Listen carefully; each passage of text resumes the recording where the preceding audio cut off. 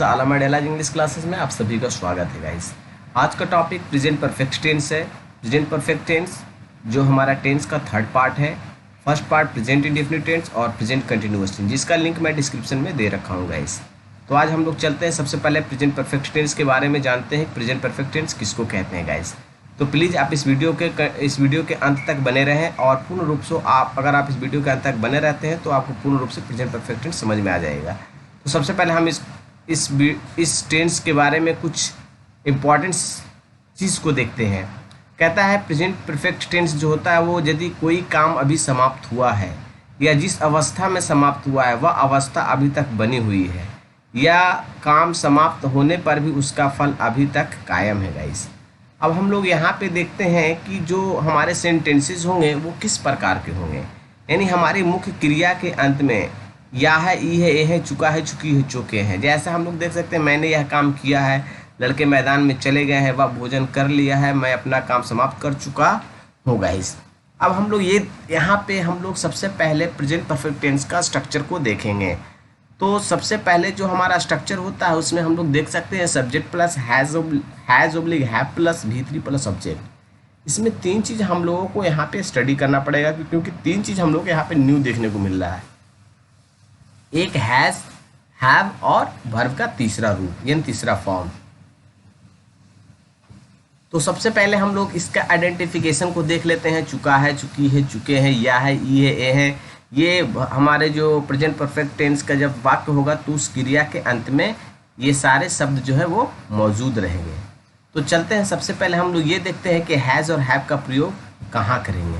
तो first person जैसा कि हम लोग जानते हैं कि एंड, आई एंड वी होता है तो उसके साथ हम लोग हैव का प्रयोग करते हैं। सेकंड पर्सन यू होता है, उसके साथ हम लोग हैव का प्रयोग करते हैं।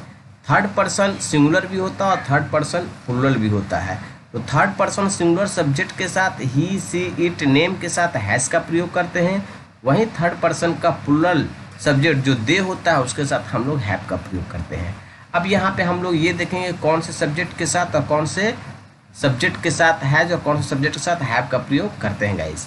सिंगुलर सब्जेक्ट के साथ हैज़ का प्रयोग किया जाता है, वहीं प्लूरल सब्जेक्ट के साथ हैव का प्रयोग किया जाता है या प्रयोग करते हैं। अब हम लोग यहाँ पे ये देखेंगे कि इस बेस्ड ऑन सेंटेंस कैसे बनाते हैं। उस सेंटेंस को बनाने के लिए हमें एक चीज़ की और स्टडी करनी पड़ेगी, वो है वर्ब का तीसरा रूप। वो वर्ब का तीसरा रूप कैसा होता है तो थोड़ा सा मैं उसके बारे में भी मैं आपको बता देना चाहता हूँ। तो उसके बताने से पहले एक चीज़ और मैं आपको बताना चाहता हूँ। यहाँ पे हैज़ प्लस नॉट यानी इक्वल टू हैज़ेंट और have plus not equal to haven't. अगर आप इंग्लिश शॉर्ट फॉर्म में बोलना चाहते हैं या शॉर्ट फॉर्म में लिखना चाहते हैं तो आप हैज़ेंट और हैवेंट का भी इस्तेमाल कर सकते हैं गाइस। अब हम लोग चलते हैं, सबसे पहले इसका जो स्ट्रक्चर है subject plus has oblique have plus V3 plus subject. तो हैज़ सब्जेक्ट के बारे में हम लोग पहले ऑलरेडी पढ़ चुके हैं। हैज़ और हैव कहाँ का प्रयोग हो, कहाँ कहाँ प्रयोग करेंगे, इसके बारे में भी हम लोग जस्ट अभी हम लोगों ने स्लाइड में देखा।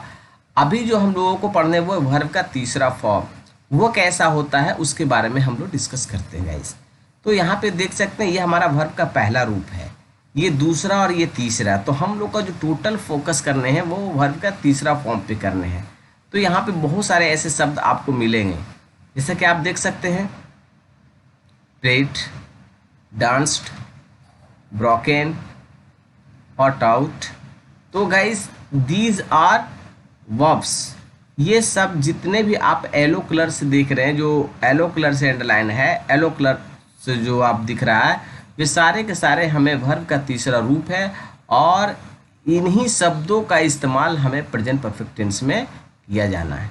अब हम लोग आगे चलते हैं, इसके बाद थोड़े से यहाँ पे कुछ इसके रूल्स एंड रेगुलेशन से इस बात से भी आप लोगों को अवगत कराना चाहूँगा। जैसे कि आप यहाँ पे देख सकते हैं रूल नंबर फर्स्ट कहता है यह ऐसे कार्य के लिए प्रयुक्त होता है जो भूतकाल में समाप्त हुआ हो, यानी भूतकाल में समाप्त हुआ हो परंतु उसका समय ना बताया गया हो। दूसरा है इस टेंस में जस्ट और रिसेंटली का प्रयोग किया जाता है या करते हैं। इसके जो बनाने के जो स्ट्रक्चर है वो अफर्मेटिव भी होता है, नेगेटिव भी होता है, इंट्रोगेटिव होता है, इंट्रोगेटिव प्लस नेगेटिव होता है। तो सबसे पहले हम लोग यहाँ पे देखते हैं अफर्मेटिव का सेंटेंस, देखते हैं कि अफर्मेटिव सेंटेंस का जो स्ट्रक्चर है वो इस तरह से लिखा हुआ है गाइज। अब हम लोग अफर्मेटिव सेंटेंसेस को देखेंगे और वाक्य को देखेंगे। इसका भी आइडेंटिफिकेशन एज इट इज होता है। वह अभी बाहर गया है, मतलब अभी यहाँ पे अभी वह बाहर गया है। मैं अपनी कलम खो दी है, मैंने अपनी कलम खो दी है। उसने भोजन कर लिया है। आकाश में बादल छा गए हैं। तो गाइस अब इसे हम लोग ट्रांसलेशन बनाते हैं। कैसे बनाएंगे?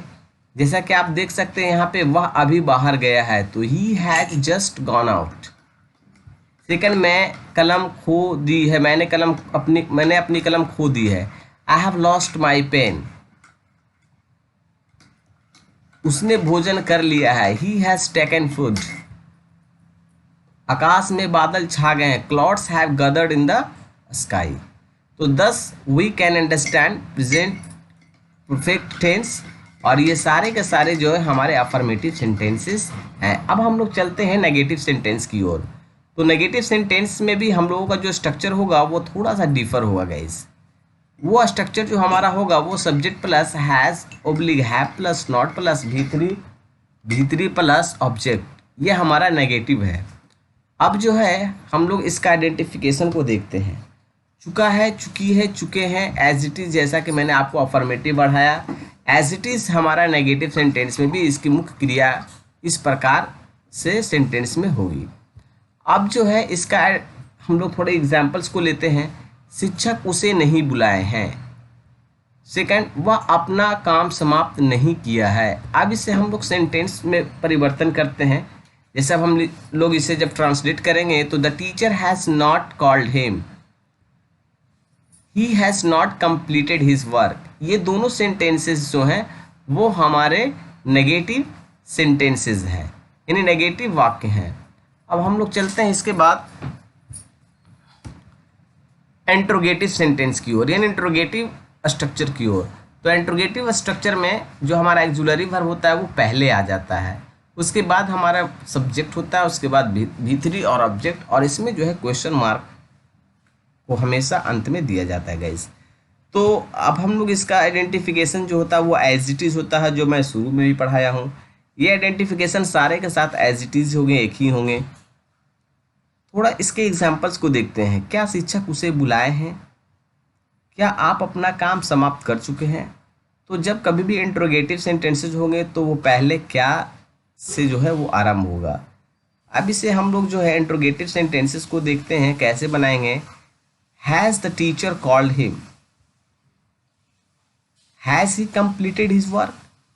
तो ये हमारे जो है वो हमारा इंट्रोगेटिव सेंटेंस है। अब हम लोग चलते हैं इंट्रोगेटिव प्लस नेगेटिव, यानी अगर सेंटेंस में इंट्रोगेटिव प्लस नेगेटिव हो तो उसमें इंट्रोगेटिव प्लस नेगेटिव यानी हैज़ ओब्लिग हैव, और उसी सेंटेंस में नॉट का भी प्रयोग किया जाता है गाइस। इसके भी जो आइडेंटिफिकेशन होते हैं वो सेम होते हैं, एज इट इज होते हैं, सिर्फ हमारा सेंटेंसेस में डिफरेंस होते हैं। जैसे यहाँ पे देख सकते हैं सबसे पहले हमारा ये इंट्रोगेटिव सेंटेंस है, लेकिन उसमें नकारात्मक यानी नेगेटिव वर्ड भी दिया हुआ है। यानी क्या शिक्षक उसे नहीं बुलाए हैं? उसी तरह से क्या वह अपना काम समाप्त नहीं कर चुके हैं? Has the teacher not called him? Has he not completed his work? तो these all are sentence based on present perfect tense. ये सारे के सारे जो सेंटेंस है वो प्रेजेंट परफेक्ट टेंस के हैं। अब हम लोग कुछ सेंटेंसेस जो है देखते हैं वो सेंटेंसेस कैसे बनाएंगे। थोड़ा से हम लोग एक्सरसाइज के रूप में देखते हैं। वह तुरंत खा चुका है, ही हैज जस्ट ईटन। बच्चे दूध नहीं पिए हैं, the children have not drunk milk. Ramu ने कलम खो दी है, Ramu has lost the pen. उसने मुझे धोखा दिया है, ही हैज चीटेड मी। क्या आप उसे पैसे दे दिए हैं? Have you given him money? तो गाइज ये सारे के सारे सेंटेंसेस हमारे based on present perfect tense हैं। गाइज मुझे पूरी उम्मीद है कि आप सारे के सारे समझ में आए होगा।